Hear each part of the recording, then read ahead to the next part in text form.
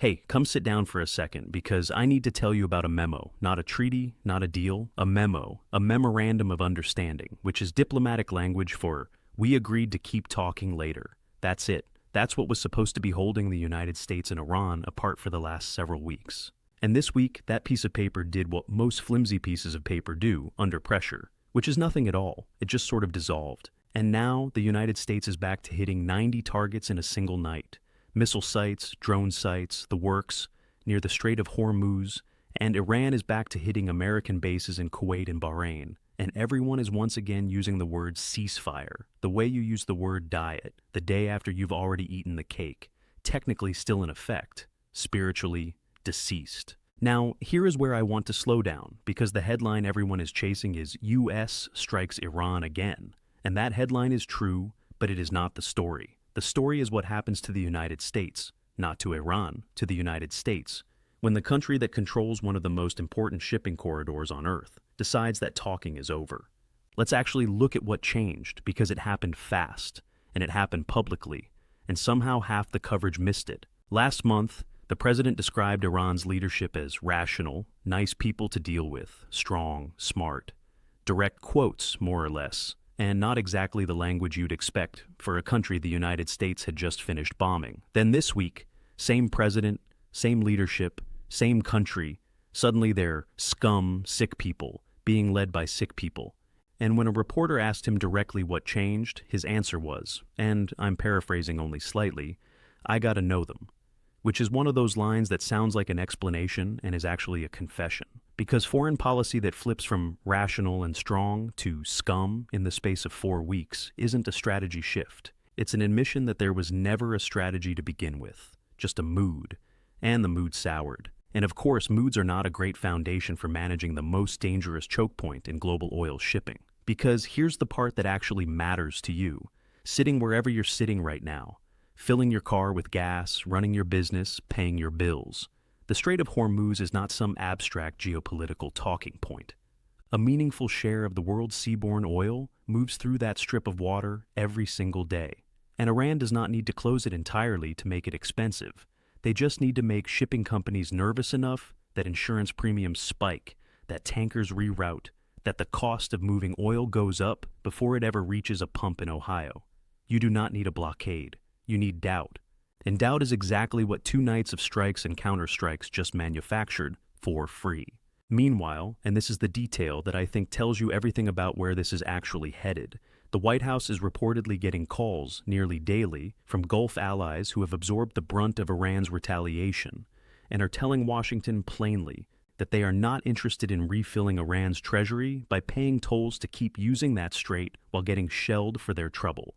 These are supposed to be American partners. And they are now the ones calling Washington to ask what the plan is, because the plan, as far as anyone can tell, does not currently exist beyond hit them, see what happens, hit them again if they don't like it.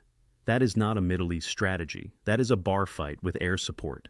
Let's talk about the retired general's assessment for a second, because I think it's the most quietly devastating line in this whole story. He pointed out that the administration still refuses to call this a war, even though, by the actual definition of the word, armed conflict between opposing states, that is precisely what it is.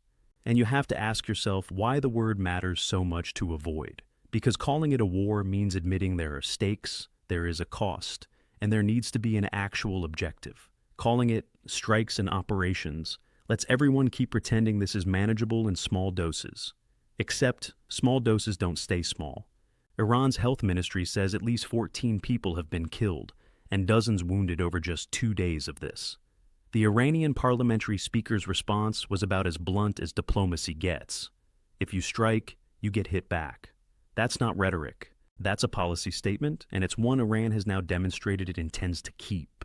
So, what does this actually cost the United States specifically going forward? 3 things, and none of them are hypothetical.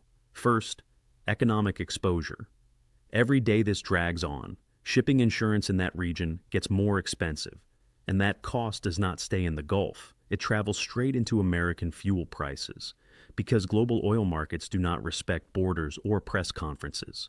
Second, military overextension. Striking 90 targets in a single night is not a symbolic gesture. That's a sustained campaign. and sustained campaigns require sustained resources, resources that come from somewhere, and that somewhere is always the taxpayer, one way or another. And third, and this is the one nobody wants to say out loud, credibility. The president's own envoys, the ones sent to actually negotiate, were reportedly told to just come home, because talking to the Iranians is now, in his words, a waste of time.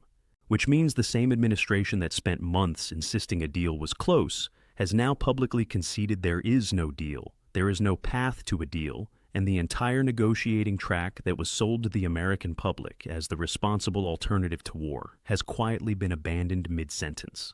And look, I want to be fair here, because uncertainty is honestly the most honest thing I can offer you. Maybe this cools off in a week. These things sometimes do. Even the president, after authorizing 2 nights of strikes, was still talking about wanting his negotiators to keep some door open, somewhere, theoretically. But sleepwalking back to war was the exact phrase used by one Middle East expert describing exactly this pattern. Low-level, tit-for-tat, escalation, retaliation, repeat, until one day you wake up and the thing nobody wanted to formally declare has just formally arrived anyway, uninvited, like a guest who was never on the list, but somehow already has a drink in their hand. Here's the uncomfortable version of where this leaves the United States. You cannot bomb your way into controlling a shipping lane that another country physically borders. You can only make that country angrier, more isolated, and more convinced that negotiating with Washington is pointless, which, ironically, is now a position the American envoys themselves appear to share. Iran holds the geography, the United States holds the ordnance, and ordnance, historically, has a fairly poor track record of solving problems that are actually about geography, economics, and who gets to decide the price of using a strait that one side happens to live next to and the other side merely visits, expensively, with a fleet. So no, this isn't over. Whatever the word ceasefire is technically still doing on paper, somewhere in a drawer in Washington, it's just entered the phase where everyone keeps calling it manageable right up until the moment it very obviously wasn't. I'm Marcus Fenn, this is Borderlines. And if history has taught us anything about choke points, wars nobody wants to name, and men who change their opinion of rational people in exactly 4 weeks, it's that the bill always arrives eventually.